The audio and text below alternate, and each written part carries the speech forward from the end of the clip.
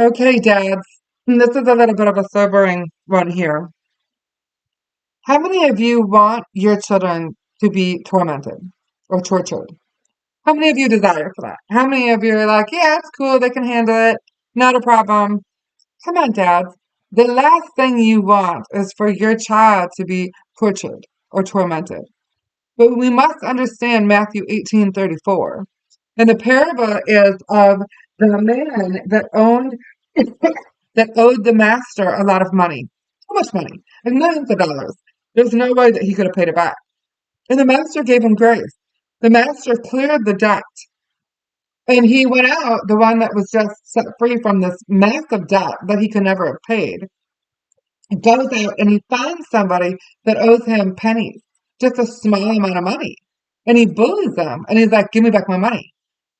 And when the master found out about it, he was livid. And he turned the guy that he had just released the debt over. He turned him over to the the torturers. You got to understand in Bible times that your word was good. You didn't need a contract. You didn't need a lawyer. You didn't need to put liens on your house and all this kind of stuff. Like when you said something, it was as good as done. Like your word was your word. And when you promised, that you would pay back, and you promised something and you didn't deliver, your word was your contract. And so back then, when you broke your word, when you broke your promise, they would literally hand you over to the torturers.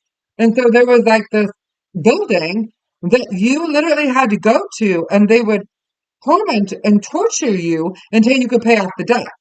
Now we all know that's a little bit of a ironic thing, because how are you supposed to pay off a debt and work really hard when you're sitting over here in jail being tormented?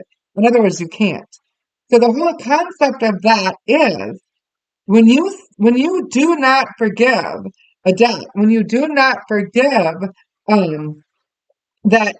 So in Matthew 18:34, Jesus is saying, "So my Father in heaven will do to you if you do not forgive." And so what he's saying is, if my father, Jesus is saying, my father has forgiven you a great debt. And if you go out and you don't forgive a little debt, my Father in heaven will hand you over to the tormentors. Come on, you guys, read Matthew 18:34. I read this and I was like, I'm not reading this right. I'm not reading this right. It put a chill in my spine, and I went on this huge pursuit to try to find somebody to try to communicate to me that I wasn't getting this right, because we don't think of the Father like that. But forgiveness has cost the Father his Son. None of you would put your son on a cross for the sake of somebody else. None of you would do that. None of you would do that. Father God put his son on the cross for forgiveness for us. So when we go back and we're like, I'm not going to forgive for that, the Father has something very serious to say about that. So Matthew 18:34 needs to be part of a lifestyle in our house. And it starts out with little 2-year-olds that are mad that they want the toy and it was stolen from them. But they want what they want when they want it. They have a flesh the size of the Mississippi. And it's your job as a father to communicate that protection over them, you're protecting them from being tormented by helping them to be quick to forgive. This is super, super, super important. Think of a potato, and you know how like it stays in the pantry too long and it starts growing those little offshoots, those little buds on a spud. And they're unattractive, and it's like nobody really wants that potato, because something is growing on it. There's fruit that's coming from it, right? And so when we don't forgive, when we are offended and we hold on to it, we will grow something. Something will sprout up, right? It'll come out. And that's what we don't want. We don't want the bad fruit of unforgiveness or of an offense. It won't affect the person that offended us. It will not affect the person that probably has done something wrong. It affects us that refuses to forgive and that holds on to it. And so we want to teach our children how to be quick to catch and release it. Okay, got that. Okay, yep, you did that. And I want to be quick to release it. So another great game to play is hot potato. You guys remember hot potato? So you go around in a circle There's 5 people in my family, so we're like a mini team here, so it just works out perfect. But do this with mom, let joy break out. Do it with a ball. You can actually get an actual potato. You can do it with a beach ball, tennis ball, it doesn't matter, water paper, it doesn't matter. And you're basically saying you're throwing the ball around to the family, crisscrossing. So everybody has to be super alert for when that ball's gonna come. They catch it and they're grabbing it and they're releasing it super fast. And the concept of a hot potato or the hot potato game is that if you've ever touched an actual potato coming out of the oven or the microwave, they are hot. It'll burn your hand just bringing it from the microwave or the stove, the oven to the counter. It'll burn your hand. They are so hot. I don't know why they just are. And so the concept is you don't want to hold on to this very long because it'll burn you. So quickly throw the ball. And then you're helping children that this is what we want to do when your brother offends you. This is what we want to do when your heart gets hurt. Can you feel it? You're getting burned. It's like hot. You can catch it. It happened, but you want to be super quick to release it. How do you release it? I call it ARB. Made up word, ARB. ARB. What does ARB mean? The first thing is you acknowledge and you validate it. You're not pretending like the hurt wasn't there. You're not pretending like I'm so spiritual, nothing hurts me. You're saying that hurt. And you can do this with your child, and then you want to eventually help your child to do this on their own. So you write out ARB, and you're like, okay, what does the A mean? It means acknowledge it. So how do you acknowledge it? You invalidate it. You're like, it is not okay that your brother just did that. It is not okay. That must have really hurt. I'm so sorry that that just happened. Then you move into the R. What is R? Release it. Release it. And this is a hard thing for some people because they're like, oh, okay, he gets to hurt me and I just get to like flush it down the toilet and like, wow, he's getting away with it. Oh, that's not the kind of release we're doing. You're not releasing it saying that it didn't happen. You're releasing it from you doing something about it.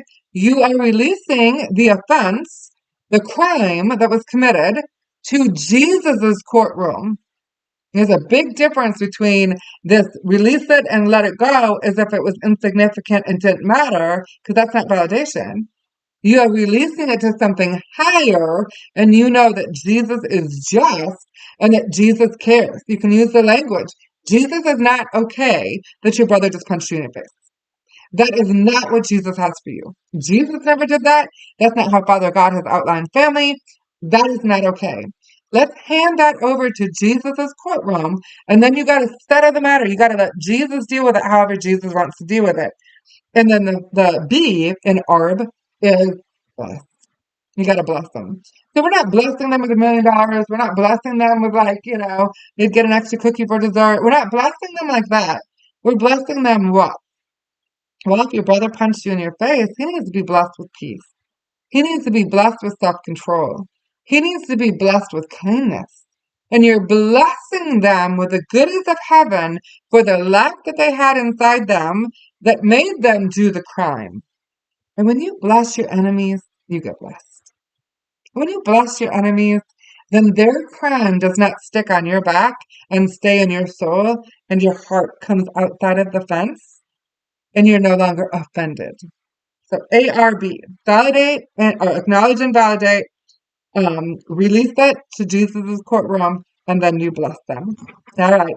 Let your children be quick at forgiving. And this legitimately starts in the family room over the smallest of infractions that children get hurt and offended about. Let's say this real quick. I have noticed over the years with my 4 kids that when we go on Christmas break or vacations or we travel or ministry trips or whatever, and I'm thinking, is generally when a lot of those offenses come out.